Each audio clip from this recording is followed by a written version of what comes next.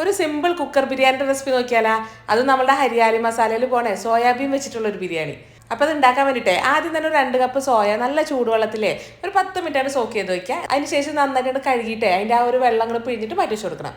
ഈ ഒരു ബിരിയാണി ഉണ്ടല്ലോ, ഞാൻ ജീരകശാലൻ്റെ അരിയിലാട്ടാണ് ഉണ്ടാക്കുന്നത്. അപ്പോൾ 2 കപ്പ് അരിയാണ് എടുത്തിരിക്കുന്നത്. അത് നന്നായിട്ട് അങ്ങ് കഴുകിയിട്ട് ഒരു അരമണിക്കൂർ കുതിർത്തിട്ട് അതും ആ വെള്ളത്തിൽ നിന്ന് മാറ്റി ഊറ്റി വെക്കണം കേട്ടോ.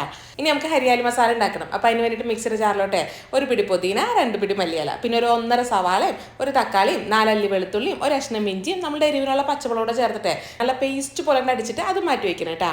ഇപ്പം ഉണ്ടല്ലോ നമ്മൾ ബിരിയാണി ഉണ്ടാക്കാനുള്ള എല്ലാ സംഭവ വികാസങ്ങളും റെഡി ആട്ടാ. ഇനി നേരെ ഒരു കുക്കർ എടുക്കുക. അതിൻ്റെ അകത്തേക്ക് ഒരു ടേബിൾ സ്പൂൺ നെയ്യും ഒരു ടേബിൾ സ്പൂൺ ഓയിലും ഒഴിച്ച് കൊടുക്കുക. പിന്നെ ഒരു ടീസ്പൂൺ കുരുമുളകും 4 കരയാമ്പൂ, ഒരു കഷ്ണം പട്ട, 4 ഏലക്ക. ഇതങ്ങനെ പൊട്ടി കഴിയുമ്പോഴല്ലോ തീ ഓഫ് ചെയ്ത് കൊടുക്കണം കേട്ടോ. അതിന് ശേഷം വേണം നമ്മുടെ ഈ ഒരു പച്ചമസാല ഇട്ട് കൊടുക്കാനായിട്ട്. ഇനി ഈ ഒരു മസാലേൻ്റെ പച്ചച്ചോവയൊക്കെ പോയി കഴിയുമ്പോഴേ ഒരു 3/4 ടീസ്പൂൺ മഞ്ഞൾപ്പൊടിയും ആവശ്യമുള്ള ഉപ്പൊടി ചേർത്ത് കൊടുക്കുക. പിന്നെ നന്നായിട്ടാണ് മിക്സ് ചെയ്ത് കൊടുക്കുക. ഇനി നമ്മൾ സോയയില്ലേ അത് ചേർത്ത് കൊടുക്കണം കേട്ടോ. എന്നിട്ട് നമ്മുടെ മസാലയും സോയയും കൂടെ ജസ്റ്റ് ഒന്ന് മിക്സ് ചെയ്ത് കൊടുക്കുക. പിന്നെ നമ്മൾ കുതിർത്ത് വെച്ചിരിക്കുന്ന ജീരകശാലൻ്റെ അരി ഉണ്ടല്ലോ അതുകൊണ്ട് ചേർത്ത് കൊടുത്തിട്ട് പിന്നെ മിക്സ് ചെയ്ത് കൊടുക്കുക. ഒരു കപ്പ് അരിക്ക് 1.5 കപ്പ് വെള്ളം അങ്ങനെയാട്ടോ വെള്ളം ഒഴിക്കേണ്ടത്. നല്ല ചൂടുവെള്ളം വേണ്ടിട്ട് ഒഴിച്ചു കൊടുക്കാനായിട്ട്. പിന്നെ ഉപ്പൊക്കെ നോക്കിയിട്ട് കുറവുണ്ടെങ്കിൽ ഈ സമയത്ത് കുറച്ചൊക്കെ ചേർത്ത് കൊടുത്തോളൂ കേട്ടോ. പിന്നെ നന്നായിട്ട് അങ്ങോട്ട് മിക്സ് ചെയ്ത് കൊടുത്തിട്ട് കുക്കറിൻ്റെ മൂടി അടിച്ചിട്ട് ഒറ്റ വിസിൽ. ആ ഒരു സമയം കൊണ്ട് നമ്മുടെ സോയയും റൈസും ഒക്കെ നല്ല അടിപൊളിയായിട്ട് വെന്തിട്ടുണ്ടാവും.